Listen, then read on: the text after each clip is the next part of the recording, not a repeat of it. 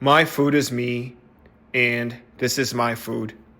Today, for the first time since I started eating my food 5 years ago, I am going to cut off chicken breast and my food is going to be vegan. Since I started making my cooking videos, I received a lot of messages from people who have experienced eating disorders in the past. Thank you guys for sharing something personal about yourselves because getting to know and learn about your guys' food journey means the world to me. The purpose of this demonstration is to show you guys how dynamic and versatile my food can be and how I can manipulate my food. So for anyone who feels like food and eating is hard, stressful, and can be a struggle at times, this video is for you. I want to show you different spectrums of consumption, extending beyond the point of worrying about good or bad, healthy or unhealthy, hoping that you can find your food that you can eat with confidence. A lot of you guys ask me if you can swap out certain ingredients for different reasons, but you guys really should not be interested in how I make my food. Your food should not be about following my formula or tracking calories and nutrients. Your food is about your ability to make decisions and manipulate food so you can decide for yourself how to consume, even if it can be bad for you at times. So like when I cut off superfoods 4 cooks ago, I am going to cut off chicken breast today, making my food vegan. To visualize for you guys what the difference is going to be by not adding chicken breast to my food, I'm going to recycle the pie charts that I used in my macros video.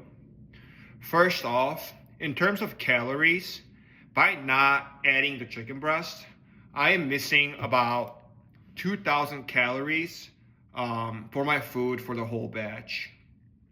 And as you can see in this graph right here, when it's missing the chicken component, my 3 biggest contributor of calories are legumes, vegetables, and grains. And for fat, with the chicken breast missing, I'm missing about 40 grams of fat for my food for the whole batch. And tofu becomes a more than 50% contributor of fat to my food. Last but not least, by taking out chicken breast, the biggest difference it makes to my food is the amount of protein in my food. I go from 688 grams of protein for the whole batch to 339 grams, which is more than a 50% loss of protein. You can just tell by the colors of these charts how the structure of my protein in my food just changes. In a few of my videos and countless comments, I talked about how much I think vegetables are gross. So cutting out chicken is a significant change for my food because now I'm left with everything that's gross. But at the end of the day, even though this is a pretty significant change to how my food normally is, it really is not a huge deal for me because, as I have told you guys many times at this point, I really don't care about the taste of my food or the healthy aspect of my food. When I say that my food is dynamic and versatile, it does not just simply mean that I have the option to go vegan if I want to. It means that I can eat anything and everything I want to eat according to my needs and wants, even if the foods are considered bad for you.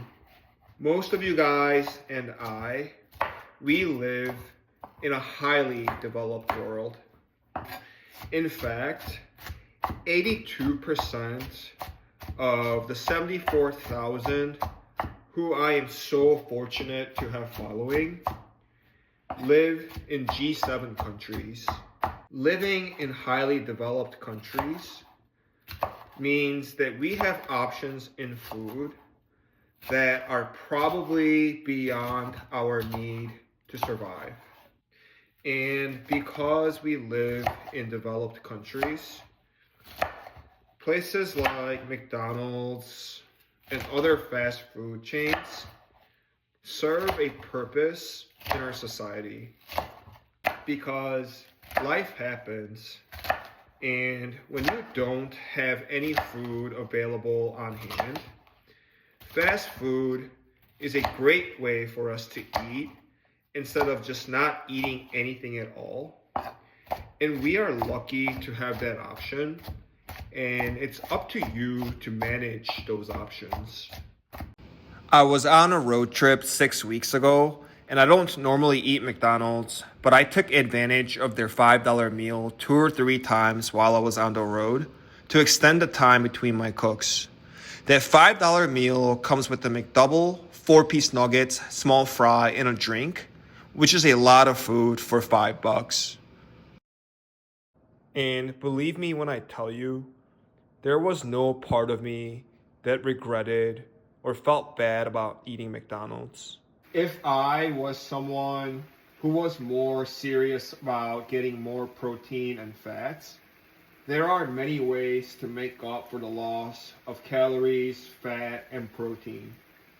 I could eat more than my usual amount per meal, or eat more heavy-hitting protein like red meat, or just eat more fast food and junk food if I really wanted to. You guys, if you are struggling with food, I have to believe that there is a solution for you. And while I do not think that I can come up with a solution for people who struggle with food, I do believe that you guys and I will take a step forward into making food simple and easy for you guys to eat. My food is me, and this is my food.